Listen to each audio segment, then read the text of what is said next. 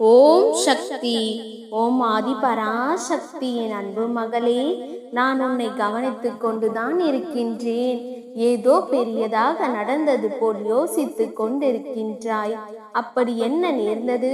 நீ அதை சொல்ல தயங்கினாலும் நான் அறிவேன்.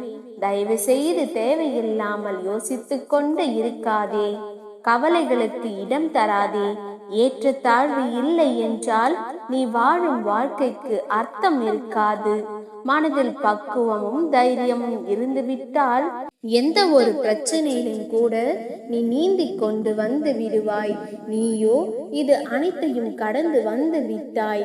நீ என் செல்ல மகளாக உன்னை கண்டிப்பதற்கு எனக்கு மட்டும்தான் உரிமை இருக்கின்றது. கவலைப்படாமல் இரு.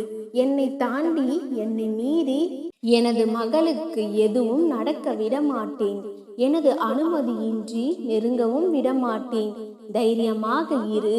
தன்னம்பிக்கையோடு இரு. கெடுதல் நடப்பதற்கு இடம் கொடுத்து விட்டால் பிறகு நான் எதற்கு? சும்மாவா இருக்கின்றேன்? கலங்காதே. எந்த சூழ்நிலையிலும் என் மகளை நான் கைவிட மாட்டேன். நான் உன்னை பாதுகாப்பேன்.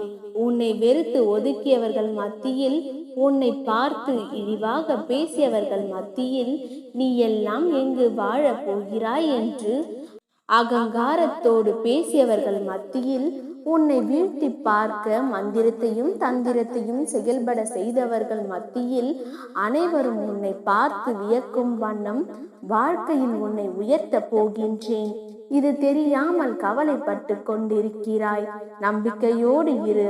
அம்மா நான் இருக்கின்றேன்.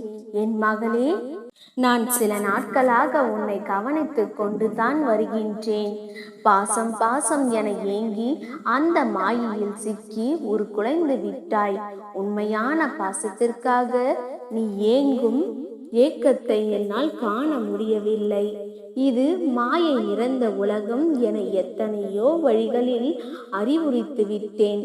ஆனால் நீ திரும்ப திரும்ப அந்த மாயை வலையில் சிக்கிக்கொண்டு வெளியேற முடியாமல் தவித்துக் கொண்டிருக்கின்றாய். இப்போது உனக்கு ஒன்று சொல்கிறேன் கேள். உன் நலனை விரும்பும் உறவாக, அதாவது தாயாக தந்தையாக உன் அம்மா நான் இருக்கின்றேன்.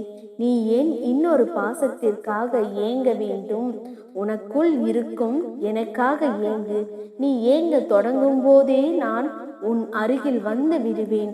உன்னுடன் இருக்கும் நிரந்தர உறவாக உன்னுடன் நான் இருப்பேன். இனி நீ எப்படி இருப்பாய் என்பதை முடிவு செய்துவிட்டாய் அல்லவா? அதையே பின்பற்று. நீ எதற்கும் கலங்க வேண்டியே இருக்காது. நலமே பெருகட்டும். உன் அம்மா உனக்கு என்றும் துணையாக இருப்பேன். நல்லதே நடக்கும். ஜெயம் உண்டாகட்டும். ஓம் சக்தி. ஓம் ஆதி பராசக்தி.